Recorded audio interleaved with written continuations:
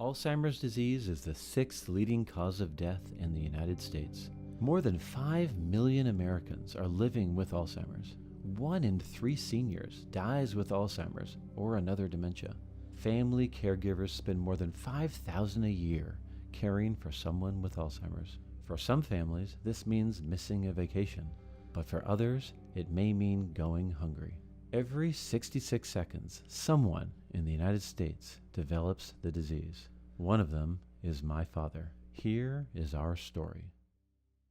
In the late 60s, my parents escaped the cold winters of the Northeast and made their way to sunny Southern California, where I was born. My name is Scott.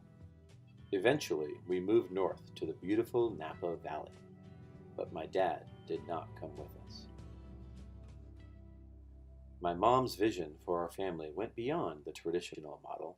I found out about this alternative school, and I met a lot of really great people there, and one of the couples that I met there had 44 acres, and they wanted to start a community.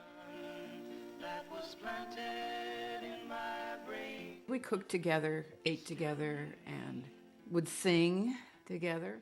Numerous psychological studies show conclusively that community is a basic human need, that it is a huge factor in the degree of fulfillment and happiness in our lives. Community is a social nutrient that nourishes us deeply. Little did I know that the nourishing values of community that I experienced as a child would provide a vision for the role that community could play in Alzheimer's care. Over the past 25 years, I was one of the founding fathers of a community which helped grow several other communities, totaling many thousands of people. Community building is in my blood. I love spending one-on-one time with my dad, and I'm fortunate to have studied and taught both history and psychology, almost completing a doctorate degree in training other teachers to do the same. I've even created curriculum and produced videos about memory. But there is only so much that one individual can do. The other part that is needed for the best possible care is to cultivate a community of support. It takes a village. Someone losing their memory needs to be reminded that the individual's family and their community still loves them. So what picture is that one right there? Is that? That's Scott. That is Scott. And where is Scott? Oh, you're here. Yeah, that's right. I'm right here.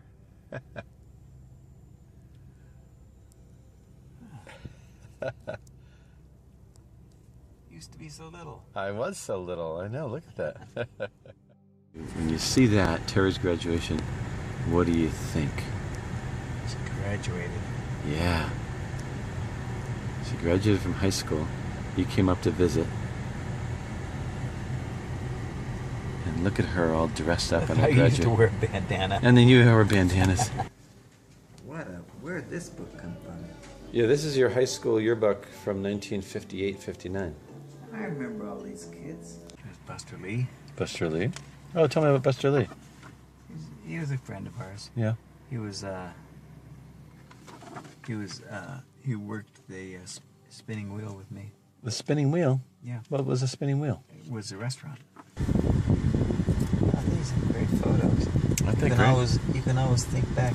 Yeah. There's Terry. There's Terry. You can always think back to those days. It's fun to think back, isn't it? It's nice to... My dad and his wife of 33 years, my stepmother, live within a neighborhood in Phoenix named the historic Coronado District. But as of now, they are only marginally connected to it. My vision is to weave my parents more deeply into the fabric of their Coronado community, providing a model for others to weave their loved ones into their chosen communities, and thereby improving the quality of their loved ones' care. The rest of this video contains magical moments with my dad, which I hope inspires our community of Alzheimer's caretakers. Robin.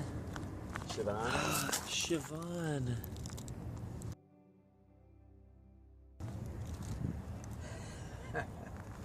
And the man was Ivan Lendl. And Mats Wielander. And Stefan Edberg. These were the players. How do you remember those names? Well, you're the one that's remembering them. You're doing such a good job of remembering it. Wow, what a beautiful evening. Look Yeah, at this. yeah, look at that sunset.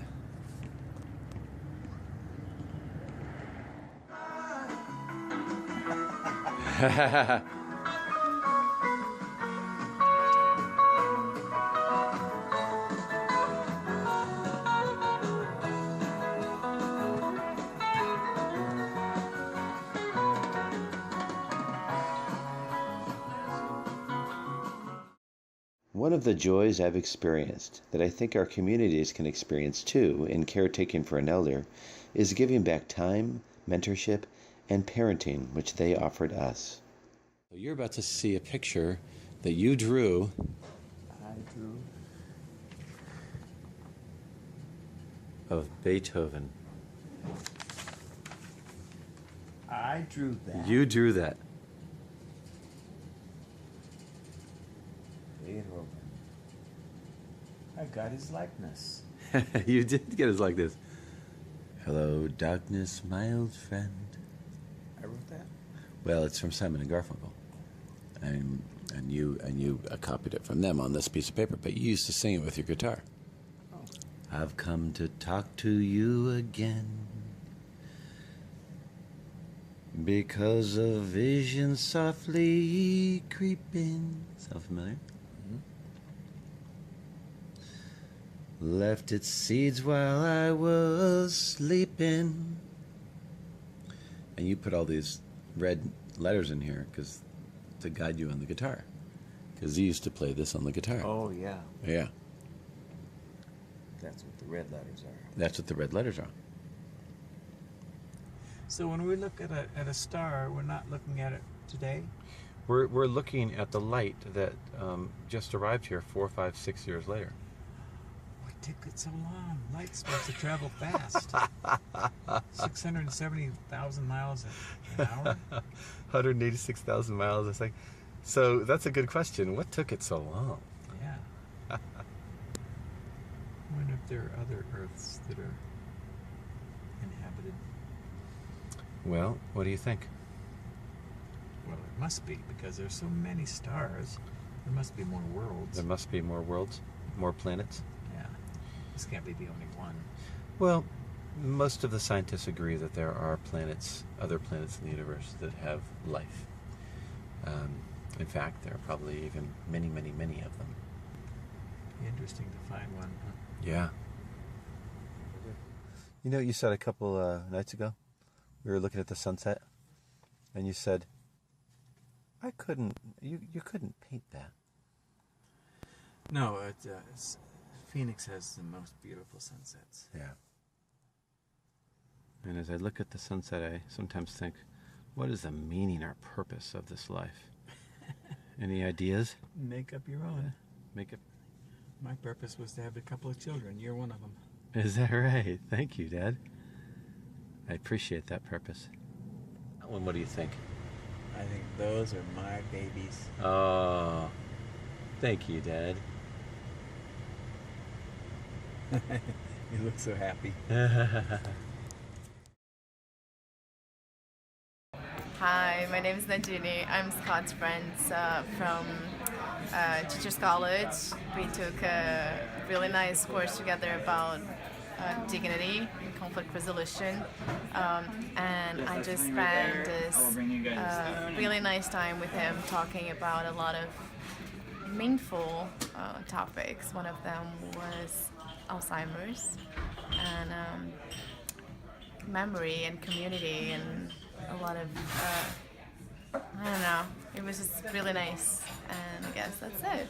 And then the only question I have, could Okay. you just share just 10, 15 seconds about the little research you did with Okay, with all right. Alzheimer's? So back in Brazil, I was working for the Alzheimer Association, and we're researching Alzheimer's and mostly reactions from families and caregivers towards their,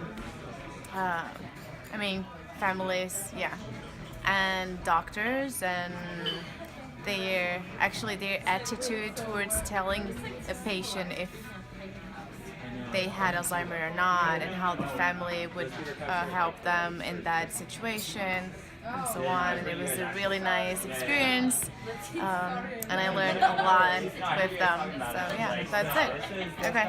And I also want to thank you because I shared so much about my dad with you, and we had a great conversation about my dad, Dennis. And so I thank you, and he thanks you, and it was a wonderful conversation. And I thank you. And I'm grateful for you. Sharing with me, so thanks for sharing. Yes, thank you. Okay.